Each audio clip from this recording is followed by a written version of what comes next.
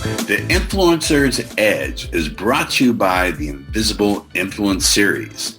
If you're ready to massively increase your sales by leveraging the power of subconscious persuasion, then make sure you text the word COMPEL to 411321. That's COMPEL to 411321.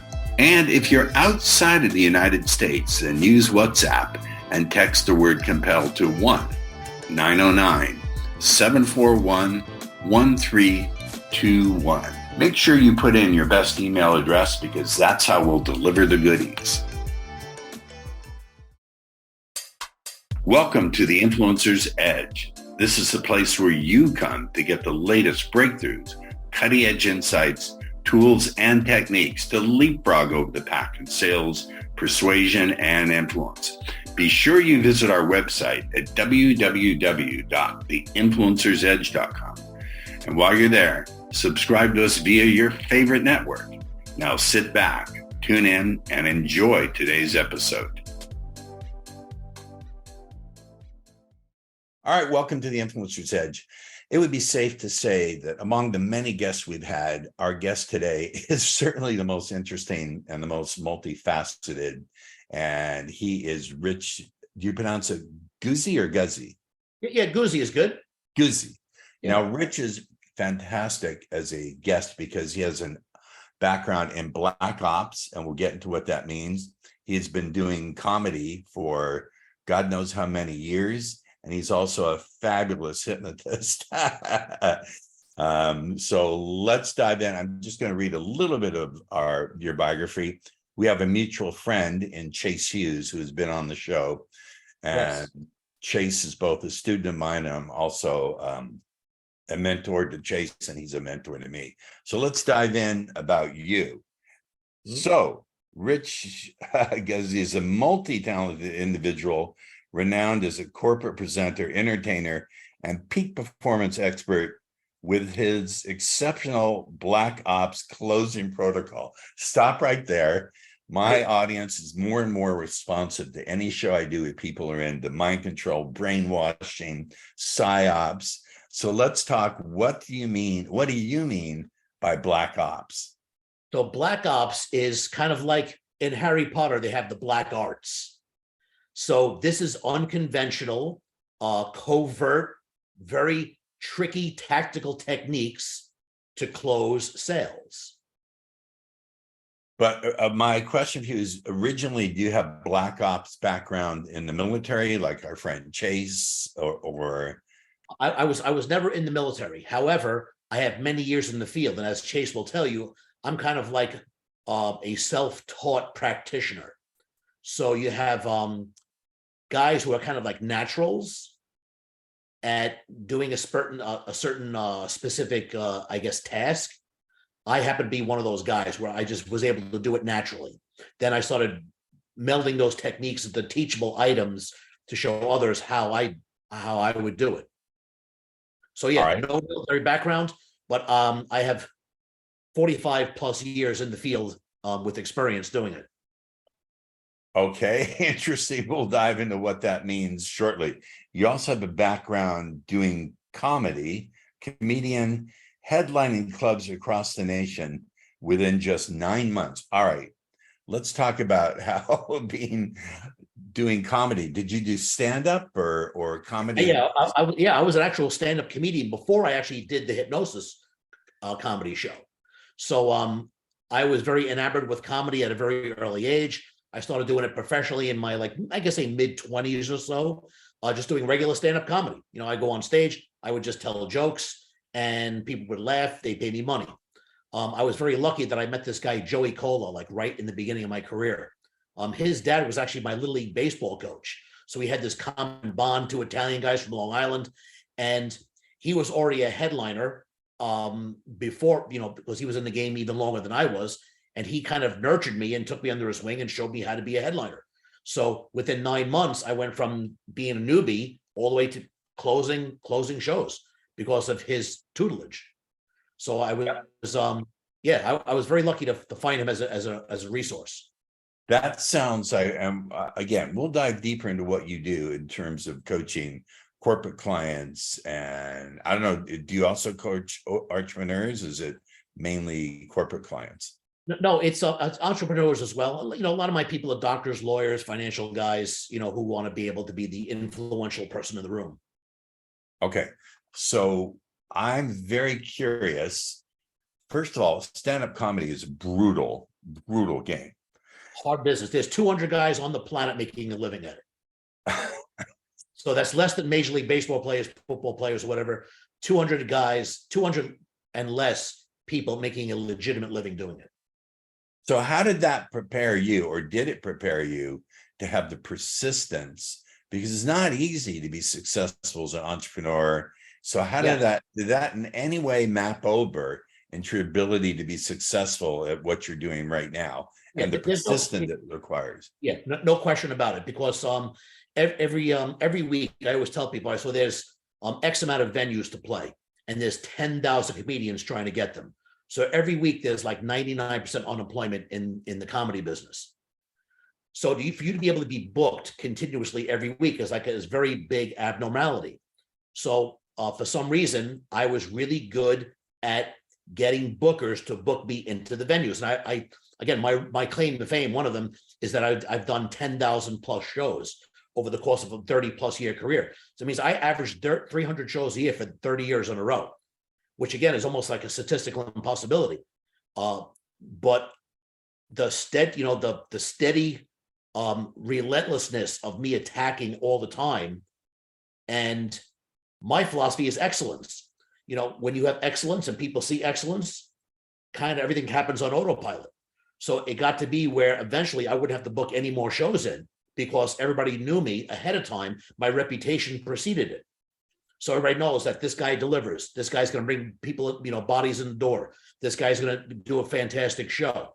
So, but by them knowing that ahead of time, I already got booked out of default. And realizing that, that's what's the strategy for my entire life and my entire process. That's what I teach. I teach people, be excellent. If you're excellent, then people are going to say yes, because your reputation precedes you. It's kind of like that episode with Happy Days, when Richie gets beat up by the two biker guys, and then Fonzie comes in and saves the day. And then Richie says, I want to be a tough guy too, Fonz. Show me how to be a tough guy. So Fonzie, the whole episode shows him how to be this tough guy. And he says, listen, he goes, if you act tough and act crazy, the bullies usually back down. So that's the Fonz's tutelage. So at the end of the episode, the two biker guys grab a hold of him again and start roughing him up. Richie starts acting crazy. I remember.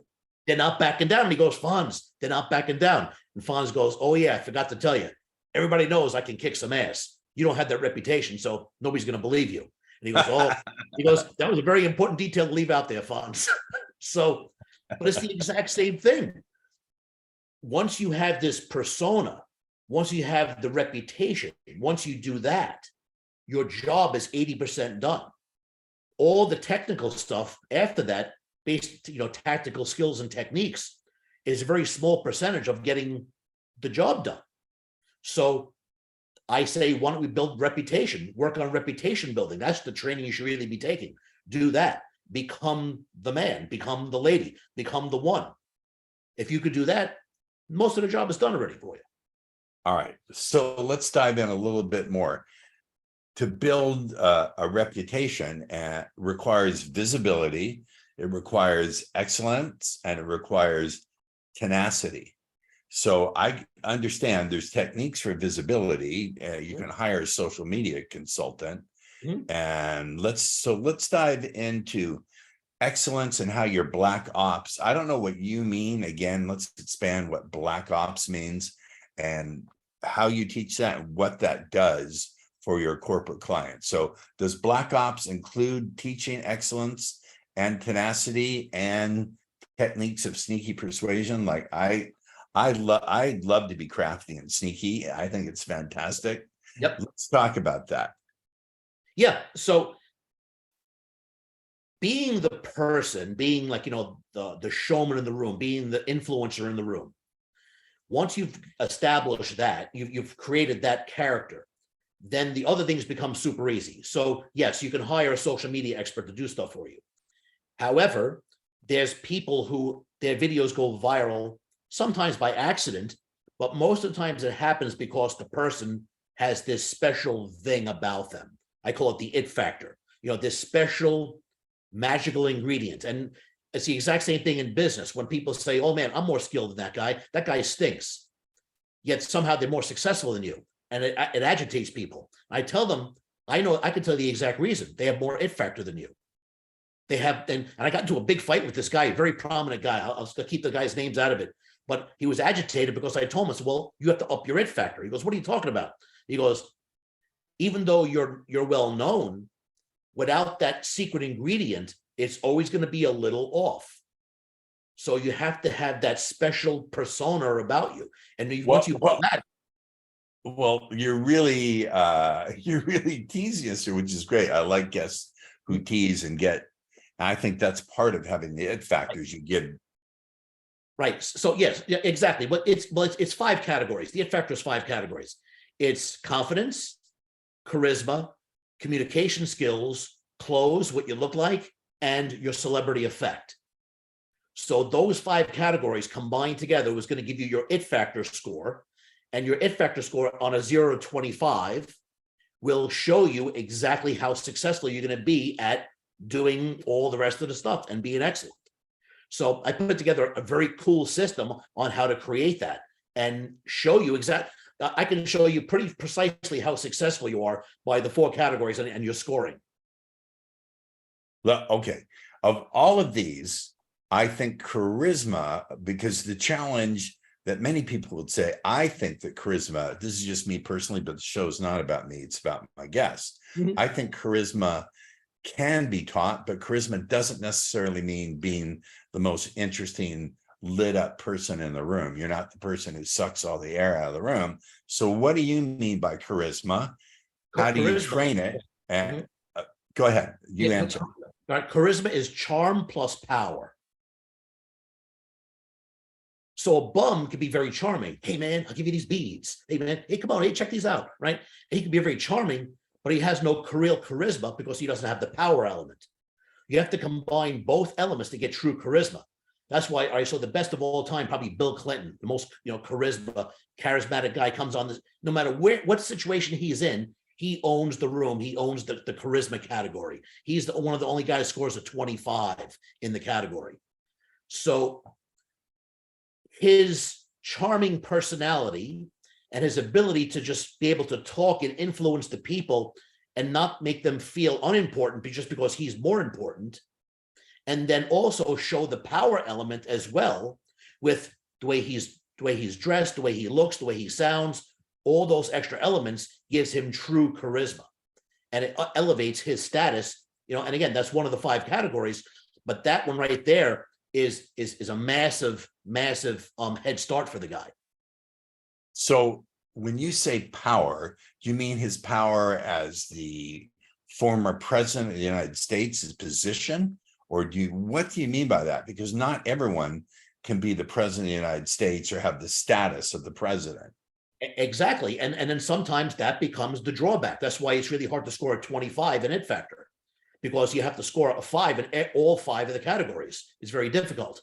So it goes on a scale like this. So the easy points are in the beginning, but then as you get higher, it becomes more difficult to score the higher points. And yes, being the president is that's the ultimate power position. And that's why he can score as high as he does.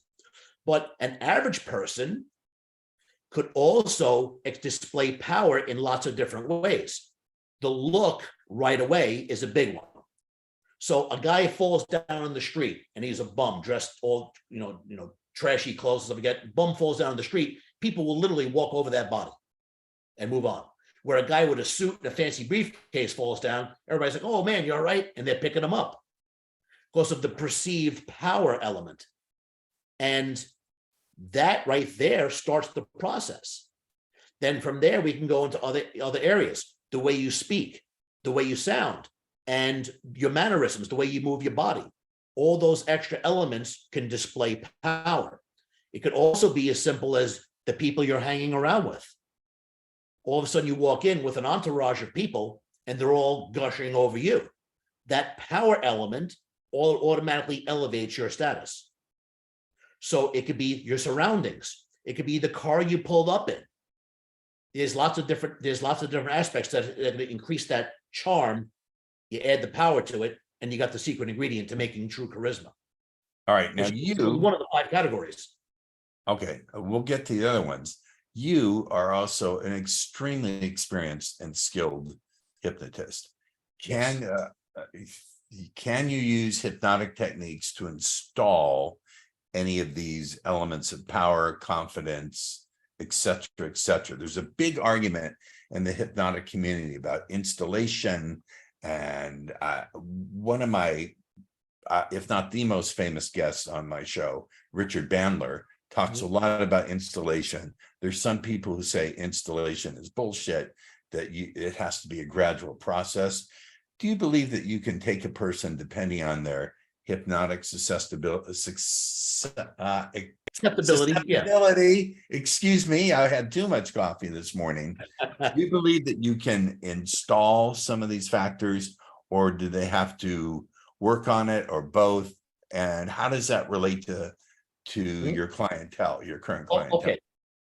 So, as a stage hypnotist, again, 10,000 shows, I have a massive body of work, and experiments that I've done over the years. So, I have a lot of information to draw from. So the big thing for me is when hypnotists say you can't hypnotize somebody against their will, you can't make them do something against their nature. And I've busted both of those many, many times. In fact, every night on the stage, I do it. So I'm tired of hearing that old argument. Me too. Right. So, I mean, I have like really badass hypnotic powers, like induction skills. I can walk down the street, be a band playing in the background, the guy standing up, don't even want to be hypnotized. I'll knock him out in the street. I got some really rough and tumble techniques. I've heard. So if you get the subject deep enough, depth, then make the story real enough, combined, you can make them do anything. Manchurian Candidate type stuff, piece of cake to make that happen. So installing thoughts about you having confidence and you having the charisma, and installing those things to make you have more of the it factor and more of whatever things you need. Yes, I'm a big proponent. Yes, you can install that. However, I think that combined with learning actual tactical skills makes the whole process come together for you. So in other words, guy wants to play the piano. I can't hypnotize him super deep and say, all of a sudden now you can play the piano. Correct. You can't. He doesn't have the actual tactical skills of being able to punch the keys, step on the pedals to make the proper, timing of the notes. He doesn't have that. However, hypnotizing him to want to practice and practice playing the scales and being able to assimilate the information that the teacher now gives them. He could be a prodigy. He can actually bring that material in quicker and utilize it in a faster rate. So it's a dual effort here. You got to do a little bit of everything to make it all come together and happen for you. This brings up a idea in my mind, which is I'm having what's the word? A little trigger point here. I like to be honest with my guests and make this real. And the trigger for me is in my previous career, and people know this, it's an open secret for my audience, that my other career, I am Ross Jeffries, or used to be, and taught very traumatized guys how to overcome that and I'm just gonna say it, get women. Some of them went on to find wives, and some of them just whatever. But I also found it was much more difficult to install, and I believe in installation. But when there's trauma there too, and if you have to deal with the trauma, and that trauma is competing with the new stuff that you're installing, you've got a problem. Absolutely. No question about it. So my question is, when you're dealing with people who are your clientele, your entrepreneurs, your high-powered corporate executives, some people are driven to success because it's a reaction to their trauma. At the bottom of that success is the trauma they're pushing against. So do you think there's a role in dealing with trauma? And do you have to deal with it when you work with your clients? So what you're bringing up here is actually a very, and I agree 100%. So and I think all problems are caused by some type of trauma in the back. Depending, it could be small trauma, it could be a crazy large trauma. People who've been in war-torn countries. Sometimes, and like you said, the conflict of the two things battling against each other requires multiple sessions to dig stuff out.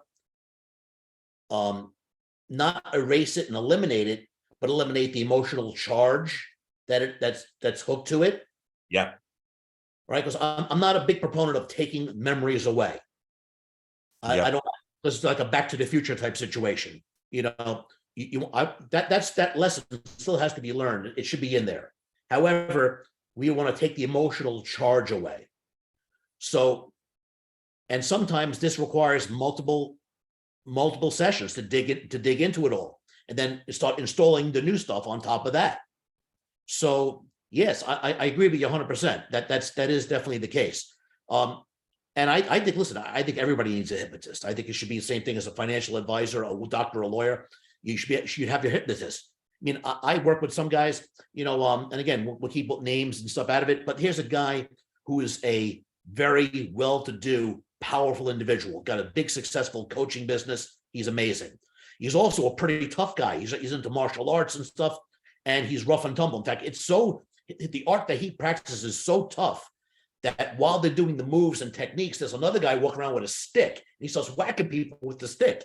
So these are like tough characters. And he has a past trauma that happened when he was younger. So now he has an issue going forward. So here's a successful man who's also a tough guy who still needs a hypnotist to start digging some of these past little things out. So yes, everybody can benefit from this without a doubt. But yes, it's going to require sometimes multiple sessions. Sometimes it's super easy. You dig right in there and bang, the guy's off to the races. It's like you were saying how some people experience a trauma and they break down. It makes them collapse. Some people, they have a trauma and they go out and break records. It's just, right. So I'm one of those guys. Like my mother used to beat me with a stick. She used to have a track in the door, and she hated me because I reminded her of my father, who my father cheated. And what happened was, now she feels like she's stuck in this relationship because she had me. And next thing you know, she takes the stick out and would beat me mercilessly with this stick. I'm sorry. And listen, it is what it is, but it made me the guy I am today, because she would always say I'm a loser, never going to amount to nothing. And I said, I'm going to prove you wrong. But meanwhile, my brother kind of collapsed under the pressure a little bit, and he's not powerful. He's just doing his thing. And again, I love him. I take care of him and stuff like that. But you can see that the trauma affected him in a totally different way. So sometimes those sessions are valuable. In fact, they're always valuable, but sometimes it requires multiple things to get it out. And it requires a good therapist and a good practitioner to get the subject deep enough, because the depth, and that's why I tell every hypnotist, the depth is so massively important, because the depth gives you the ability to do the work faster and more efficiently. Yeah, I know there's 6 levels, right? And you could get work done on level 1 and 2 and 3. I get it, right? But when you start getting subjects at level 6 and below, even there's levels below 6 that people don't even know about. You could drive the subject so deep where they don't remember any of it. You can literally tell them anything, and they're all in. Yeah, Esdale State, and I've studied some of these things. And there's levels below 6. We achieve them every night on the stage. Well, okay, we could get into that off the air because we're both fanatical. Yep. I've been doing hypnosis with people since 1988. How many years is that? That's a long freaking time. We're both dating. Let me go back to your biography. Okay. Your innate gift for recognizing greatness in others has driven your career to global stages where you captivate audiences with awe-inspiring performances. In the present day, Rich serves as a coach to stage and clinical hypnotists, as well as entrepreneurs, guiding them through the high stress and ever-changing environment of the corporate and contemporary world. Wow. Okay, let's deal with that. Dealing with corporate executives. they're in a position of power. And I've found when I deal with them, one of the problems is they misinterpret power as being bullies. They don't know how to keep a vision that's also open to feedback so they can adjust that vision. They either have no vision and so they have no team that they can lead, or they're so rigid in their vision, they're not open to feedback from the team members. So how do you, first of all, do you see that problem? No question about it. It's like, Michael Corleone, in Godfather 3, he's telling, how his, long trusted, friend, Don Tomasino, he goes, why were you so loved and I was so feared? Because those are the two leading styles. You lead through the consent of the followers, or you lead through the fear, through attrition. And both effective. However, when you have the consent of the followers and the love of the followers, you become the massively effective leader. You should have a little bit of, power and authority in there, obviously. But when you have the loyalty of the followers, they'll follow you into battle no matter what. And a true leader can make that happen. A true leader has his vision and shows the followers, hey, this is my vision. You guys want to come along on the ride? And the vision is almost larger than him now. But he doesn't lead with the iron fist. He leads with let's all come together, and he gives credit to all his underlings. Right. Say, hey, you're all part of this. I want you to be part of this. Where instead, the iron fist leader, I am the leader. You're going to follow my directions. Here's what we're going to do. And then you get resentment. And then all of a sudden, then you have the most dangerous employee is the employee who thinks he's smarter than the main guy. Yes. That's a very dangerous, that's a dangerous individual. He's the poison pill. He takes, he poisons the rest of the group. He steals, and then eventually the whole can of worms could come apart here. It's ridiculous.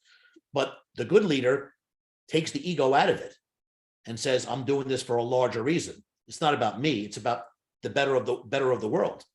Like hypnosis world is all about rising the profession of hypnosis. My goal, I'm 60 years old now. God willing, he gives me the years I need to put hypnosis on the map in a real way. Because I think every single person on the planet needs a hypnotist. Yet hypnosis is totally ununderstood by the masses. Nobody as hypnotists, we have the ability, we have experience, we have knowledge. So we know that work can get done at level 3. I understand that. You guy can lose weight, quit smoking, or whatever. But the general public at large doesn't understand that. They only see what they see on TV and the movies. They see zombies. So if you don't give them the zombie effect, they dismiss it and say that wasn't real. I'm laughing because I think most people are walking around as zombies. They're walking around as sleepwalkers. They're already in a trance. They're in a pathological trance.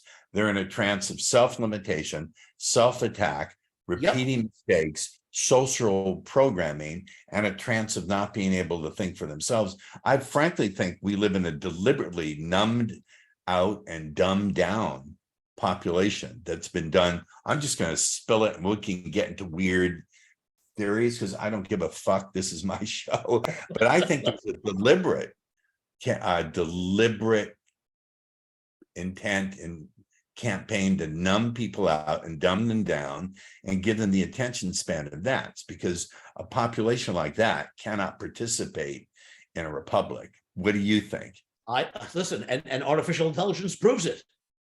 Because now, and I'm very sad to see this happen, but very studious individuals, smart people, are saying, oh man, I got this artificial intelligence tool now, man, it's great. It writes all my stuff for me. I was like, no, please don't do that. Because now it's taking away another skill set. All right, so you're in the same age category as me. Remember, I used to have every cell phone, every number memorized, every phone number memorized. You have to call that guy. Oh, that's the distributor for the t-shirts. Yeah, it's 731-444-6354, and you'll be able to rattle the numbers off. Now everything's in the cell phone, right? You don't remember numbers anymore. Nobody. That's a skill set that's gone. Artificial intelligence is going to do the exact same thing. It's going to dumb down even the smart people because it's taken another skill set away. Write your stuff.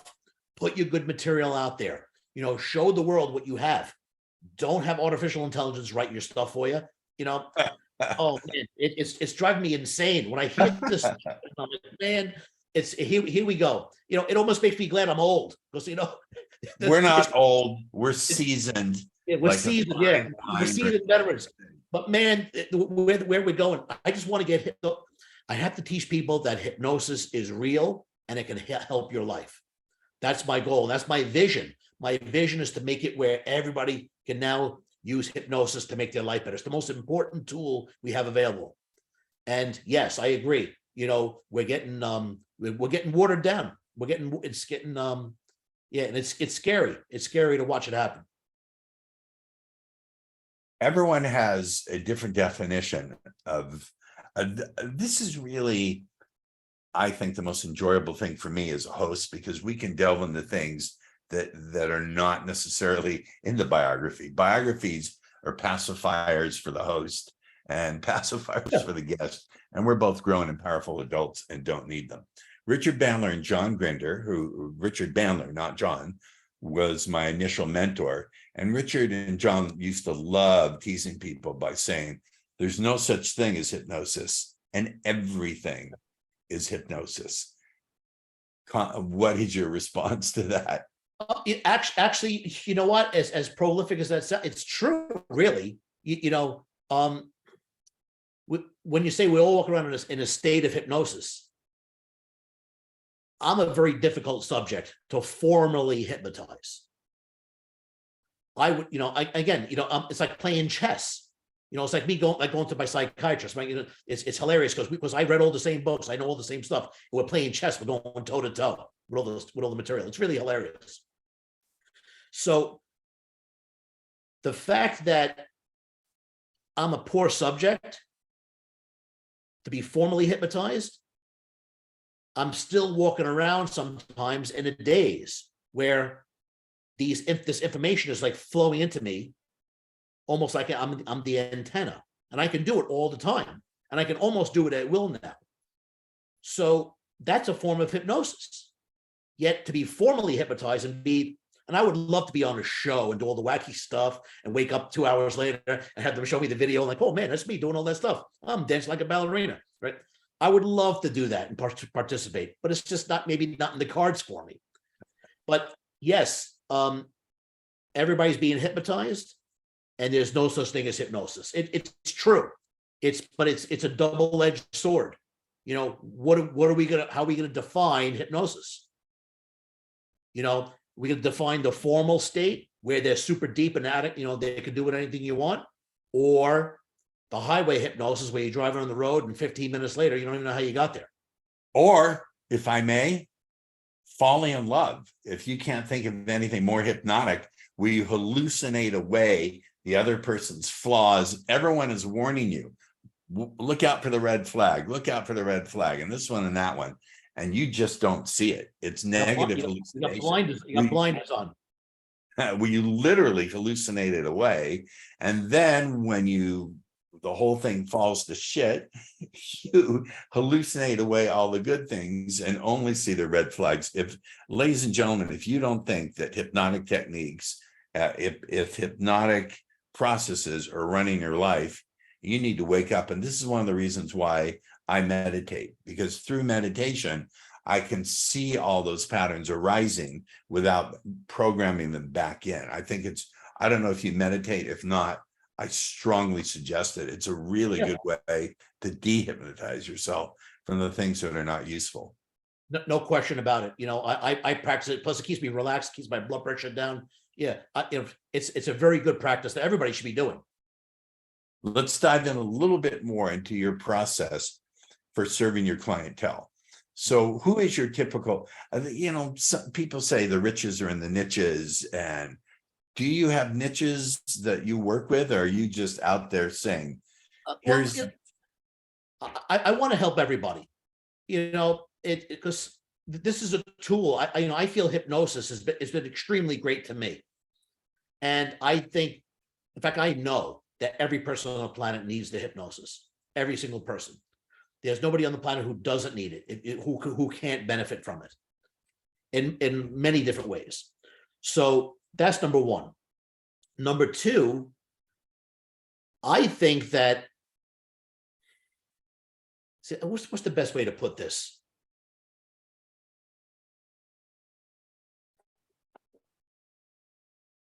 Rich people and regular people shouldn't have more access one or the other.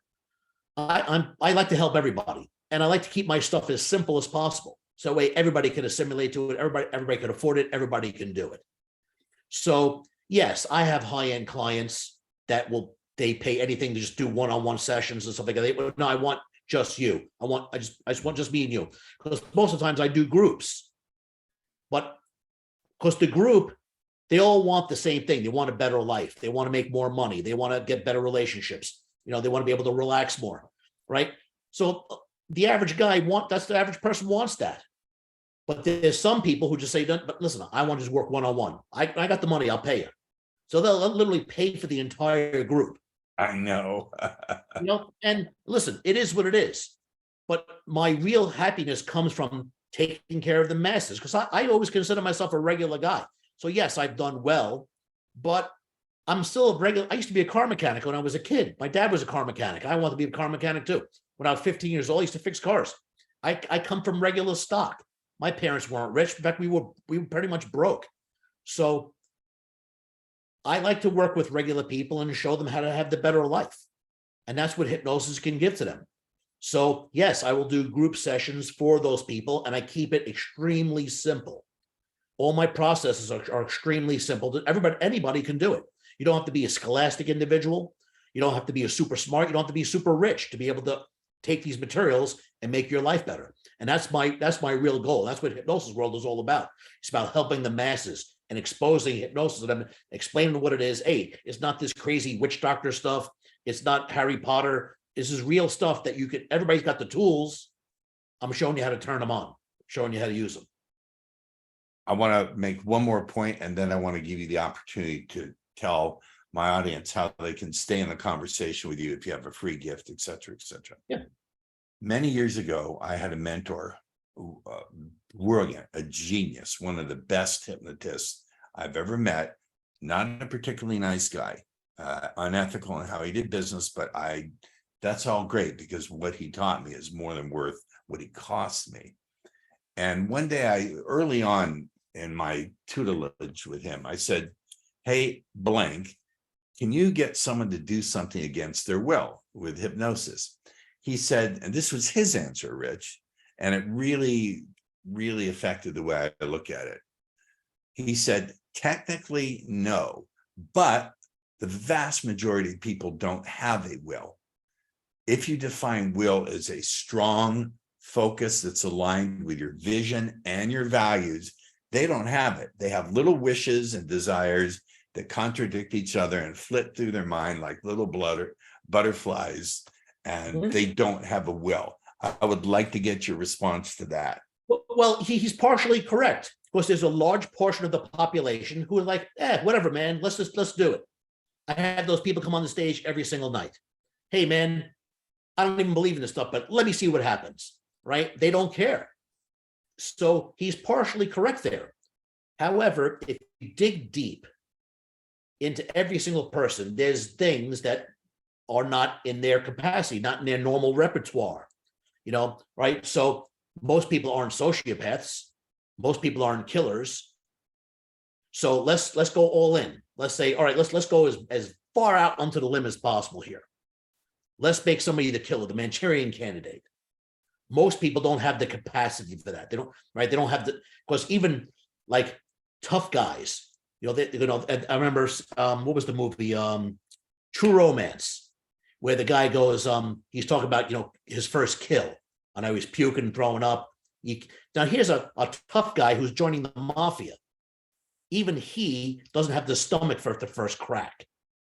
He said the second crack wasn't no Mardi Gras either, but it was a little better than the first one. But the third one, he says, you start leveling out. So now this is a sociopath, tough guy. The average public is never going to be a killer. So let's take that one and go all in, and let's go all the way out on the limb. If you get the subject deep enough and make the story real enough, you could turn anybody into that killer, into that Manchurian candidate. So you're not a killer. However, if we say they got you cornered, you make the story so real, you got them super deep, you fractionated them many times over the course of a half hour to an hour. I keep fractionating, push them out onto the limb a little bit further, push them. Pause just a second. I know what that means, fractionate. Can you please very briefly explain what that means? Right. So in other words, so the subject comes up a little bit, they bring them down a little deeper. Right? Take them a little bit, and boom, they drive them a little. So it's almost like pounding in this boot, right? I learned this from Richard Bandler's training partner, John Laval. He taught me. So you're fractionating, bang, bang, bang. You're digging them deeper and deeper. You're digging a giant hole under them. Boom, they're in the hole now. All of a sudden, now I put a scenario together. Oh, there's the guy. Oh man, who is that guy? Oh man, he's breaking into the house. Oh man, he's doing that, right? He's got a gun. He's gonna stab your kids. He's gonna stab your kid. Get him. Here's the gun. Pow, pow, pow. And he double taps the guy. Because I made the story, so I got the subject so deep and made the story real enough where now they become a totally different person. And this to me leads to a closing point, which is we're always telling ourselves stories. We always have narratives. And I think when you can assist people in the deep trance state or whatever metaphor you want to use to change their narratives, then you begin to see not just incremental changes. Like I know both of us with our skill sets could take someone who's afraid of snakes and get rid of it like that. But when you can train people to see their narratives, to no longer look through their patterns, but to look at them and have the choice to reinterpret them.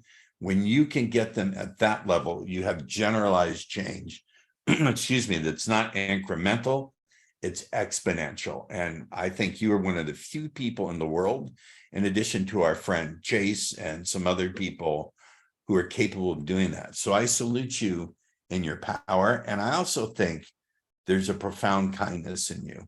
And I think that when someone is powerful, there's the safety factor. The lady I'm currently dating said to me, I feel very safe with you. And she also said, I make her red hot. And I said, well, which one of those feeds into the other? And she said, I'm not sure, but you know what, Paul, if it weren't for the fact that you make me feel so very safe, I wouldn't let the other stuff come out. So I think you have a kindness in you that allows people to feel safe around you. I'm not just talking about the hypnotic rapport techniques, which I know you've got, which I know you teach to your clients, and we'll get to that in a minute. I think you have a kindness in you that cannot be duplicated and that cannot be installed. That's just my opinion. Speak to that for 1 minute. I appreciate you noticing, because I have this, New York, Brooklyn tough guy persona, but I'm a mush when it really gets down to it. I know. I listen, and again, I don't feel sorry for myself that my mom did what she did. It may be who I am, and it shows me that, you know what, I don't want this to happen to other people. I want other people to go out and break the records, break your own record, do your own thing, be the best you can possibly be. Because if like a lunk like me can do it, you can do it too. I'm the average guy, self-help guy, so I don't sell my stuff to the highest bidder. I show everybody, this is how you make your life better. Like I said, I'm not a schooled individual. I'm not a scholastic guy. I'm just a guy who grinded it out for the past, well, I'm 60 years old, but I've been doing this since I'm a kid, in survival mode. So if I can grind it out, you can too. Let me show you how to make this happen. You can do this. Everybody's got it inside them. They really do. Everybody has some type of greatness inside of them. Show it to the world. Just do it, man. And you'll see. People will treat you different. You're gonna be happier for it. It's all about momentum. You get the momentum going up instead of momentum going down. Man, you're gonna see how life just becomes beautiful. It just really does. I'm always trying to build the momentum in the upward stream for people. I appreciate that. Power and kindness and joy. Power, kindness, and joy and capability, to me, when you combine those things, make a better life for everyone around you. And on that note, I want to thank you. But before we let you go, how do people stay in the conversation with you? I don't know when this is going to air. I know you have an event coming up 2 weeks from today, but we don't know when this will air. So how do people stay in the conversation with you, Rich? Listen, first of all, I'm super easy to find. You can Google me, you find me right away. However, here's what I'd like you to do. Go to hypnosisworld.com. Hypnosisworld.com has got lots of cool resources on there to make your life better. If you're already a hypnotist, it's really got it's action packed. But if you even are just a person who is an enthusiast, wants to find out how hypnosis can help them, that material is there as well. I also have a thing where if you become if you sign up for the Hypnosis World mailing list there, I send you all kinds of really cool resources. And in fact, I'm even going to throw in that It Factor checklist we talked about. So the It Factor, I told you, was the 5 ingredients, but this really spells out all the tools you need, all the areas, what's going to elevate your persona. And I'm always about reputation. Your persona and reputation building, if you do that, 80% of the job is done. So I'm going to put that in as an additional resource that comes with the Hypnosis World mailing list thing. But that's the best way to get in touch with me. And my phone number and my email is on my website. People can actually call me up. And what's interesting is the fact people say, you put your phone number on the website? Yeah, I do. And here's my cell phone right here. People don't abuse it. And I have 500,000 fans on my mailing list, 500,000. And you know what? My phone doesn't ring off the hook with crazy people. And I think that's the reason is because I'm accessible. If you take something away and say, you can't, you don't call me, then everybody wants to call. Like, hey, don't go in that room. And all of a sudden, who do they do? They go in the room. But if my phone is there and I'm available all the time, hey, I can call this guy anytime I want. They don't call unless they really need something. I don't give out my number because all the nerd boys who know me from the seduction world, who want to fanboy on me, will call me 24/7, and I don't know what to do. All right, Rich, thanks. Stay on the line with me after we go off the air because I want to have a brief discussion. Everyone, we've had another fantastic guest, and we'll see you on the next episode of The Influencer's Edge. Bye now. The Influencer's Edge is brought to you by the Invisible Influence Series. If you're ready to massively increase your sales by leveraging the power of subconscious persuasion, then make sure you text the word COMPEL to 411321. That's COMPEL to 411321.